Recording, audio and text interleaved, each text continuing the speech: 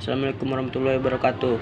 Perkenalkan, nama saya Arif Idlam dari kelas 1 TKJ 1 SMK Kopri. Saya akan menjelaskan apa itu observasi. Adapun indikatornya: 1. Pengertian mengenai apa itu observasi. 2. Prinsip laporan observasi. 3. Struktur laporan observasi. 4. Kaidah teks laporan observasi. 5. Berikan satu contoh observasi. 1. Apa itu observasi? Observasi merupakan aktivitas dari suatu proses atau objek dengan merasakan kemudian memahami pengetahuan dari sebuah fenomena berdasarkan pengetahuan atau gagasan yang telah diketahui sebelumnya, dan untuk mendapatkan informasi-informasi yang dibutuhkan guna melanjutkan suatu penelitian. Proses dalam mencari atau mendapatkan informasi tersebut haruslah secara objektif, nyata, dan dapat dipertanggungjawabkan. Gagasan terbagi menjadi dua: observasi non-partisipan, observasi partisipan. Observasi non-partisipan. Pada observasi non-partisipan, peneliti mengumpulkan data yang dibutuhkan tanpa menjadi bagian dari situasi yang terjadi. Peneliti memang hadir secara fisik di tempat kejadian, namun hanya mengamati serta melakukan penelitian secara sistematis terhadap informasi yang diperolehnya. Observasi jenis ini harus dilakukan dalam suatu periode yang panjang agar seluruh data yang dibutuhkan benar-benar terkumpul secara lengkap, sehingga memakan waktu yang cukup lama. Contoh dari jenis itu adalah pengamatan peneliti pada aktivitas di suatu perusahaan. Untuk mendapatkan aktivitas harian, para manajer peneliti tidak terlibat dalam aktivitas tersebut namun dapat memperoleh kata-kata. Observasi partisipan.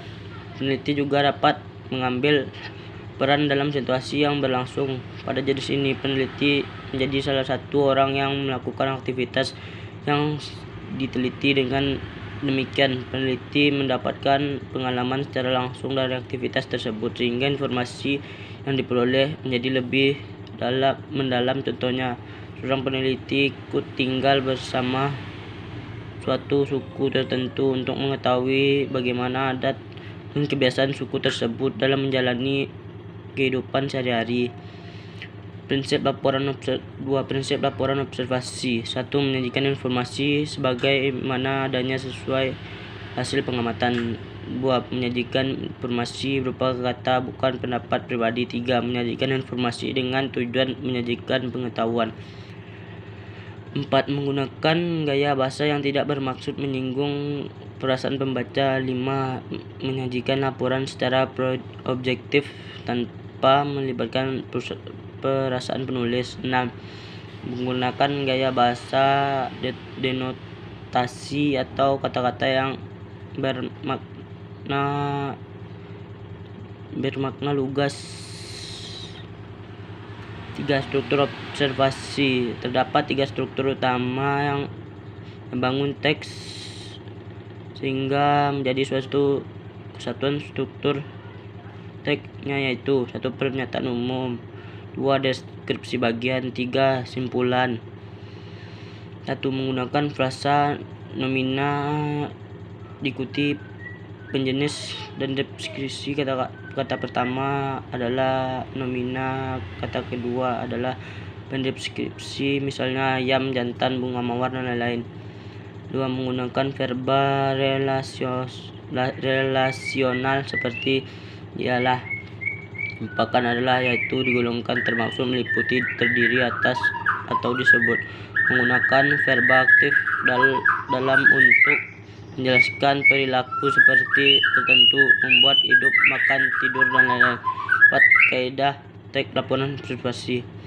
Menggunakan kata penghubung, menyatakan tambahan dan serta maupun perbedaan berbeda dengan persamaan, sebagaimana, seperti halnya, demikian halnya, demikian hal yang sama.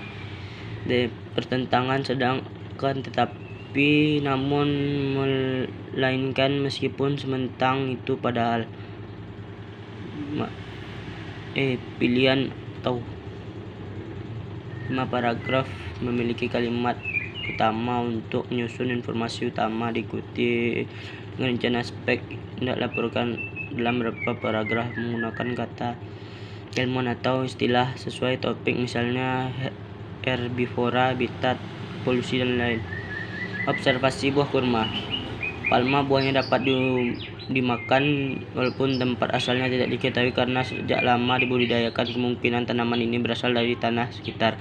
Pohonnya berukuran sedang dengan tinggi 15 sampai 25 meter. Tumbuh secara tunggal ataupun membentuk rumpun pada sejumlah batang dari sebuah sistem akar tunggal.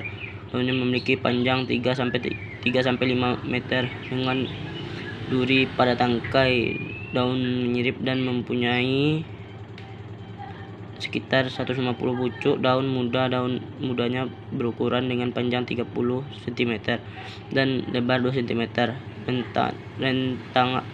Rentangan penuh mahkotanya berkisar dari 6 sampai 10 meter. Buah yang dapat dihasilkan oleh pohon kurma dikenal sebagai buah kurma berbentuk buahnya lonjong silinder dengan panjang 3 sampai 7 cm, berdiameter 2 sampai 3 cm.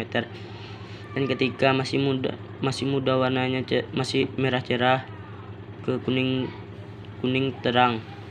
Tergantung dari jenis kurma, memiliki biji tunggal yang ukurannya panjang sekitar 2 sampai 5 cm dan tebalnya 6 sampai 8 mm. Setiap 100 gram kurma segar dapat mengandung sumber vitamin C dan energi sebesar 230 kalori. Satu bagian kurma mengandung 20/24 air, protein 8,5%, serat dan sedikit kandungan lemak jenuh. Kurma sungguh bermanfaat bagi wanita hamil dan ibu-ibu yang menyusui secara alami.